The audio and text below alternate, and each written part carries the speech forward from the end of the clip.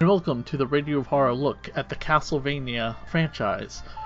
We're going to be focusing on one thing in particular, the upcoming Castlevania anime series as written by Warren Ellis.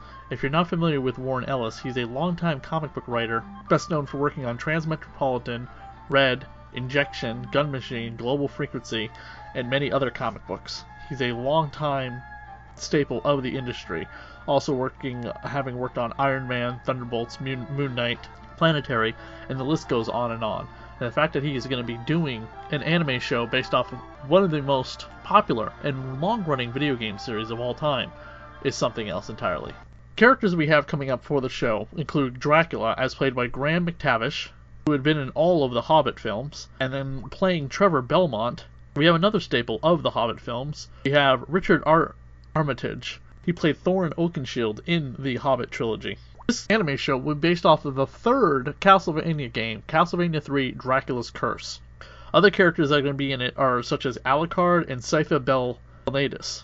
Castlevania 3 Dracula's Curse came out in 1990, and it was the last Castlevania game for the original Nintendo Entertainment System, after Castlevania and Castlevania 2 Simon's Quest. Now there seems to be one character missing from the lineup, and that's Grant. He's the little guy that crawled along walls and had the little knife in the Castlevania 3 video game. He doesn't appear to be part of the cast for the TV series.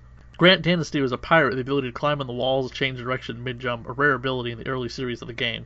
Great that they're including Alucard, Dracula's son, as he's been a long-time staple of the Castlevania franchise, as well as one of the most popular characters, having gotten his own game with Castlevania Symphony of the Night. The first season is going to consist of 4 30-minute episodes, and the second season will debut in 2018.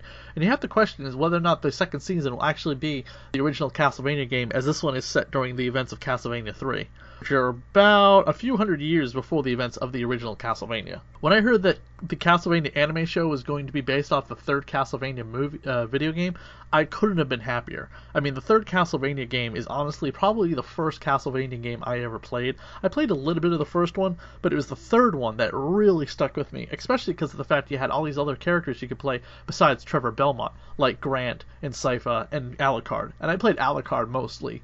Even though he had a lot of stiff movement, he still had great range with his vampire ability, and he had the throwing orb thing. You had to defeat him in order to get him to join. But once I had him, I was constantly playing him. One of the people behind the Castlevania game is Adi Shankar, who was behind Punisher Dirty Laundry, Venom Truth and Justice, and the Power Ranger movie that was recently in theaters. So this guy really has a pretty good track record when it comes to geeky material. One of the best films he ever made was The Grey, which is a movie starring Liam Neeson, where a lot of people remember that film as Liam Neeson fighting wolves in the wilderness.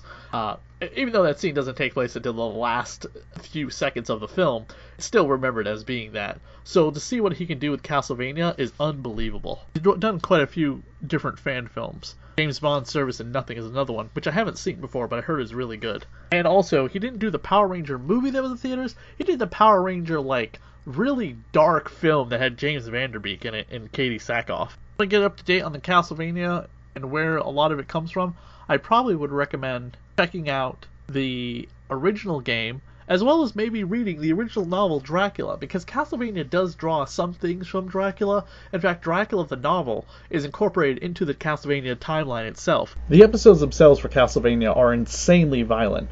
Each episode's about 22 to 25 minutes long, and I have to let you know that this is not something that kids should be watching. We have babies being ripped out of their cribs and run away in the mouths of demonic vampire bats. We have women and children being ripped apart and eyes being gorged out, and there's so little swearing, it's unbelievable. I think I maybe heard the word fuck and shit mentioned once, and there's no nudity either. There's only 2 female characters in the series. There's Lisa Tepes, who happens to be the wife of Dracula and Alucard's mother, and we have Sypha.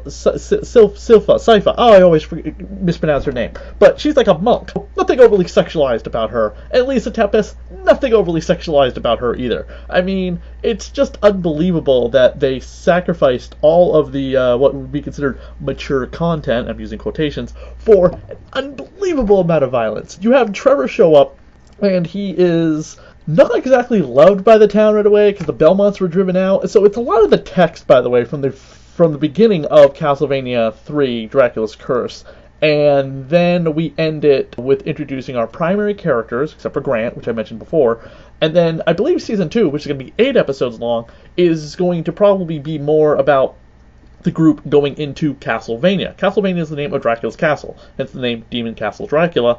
Castlevania also being in Transylvania, also where it gets its name from. I don't want to give away any other spoilers about the show, but I really recommend checking it out. It's unbelievable animation. We got through it in about an hour and a half, so it could be like a mini movie too. It didn't have to be a series, but I really like what they did. And check out the rest of the videos here on Radio Horror's YouTube page. Hit the like button, subscribe, and comment if you could.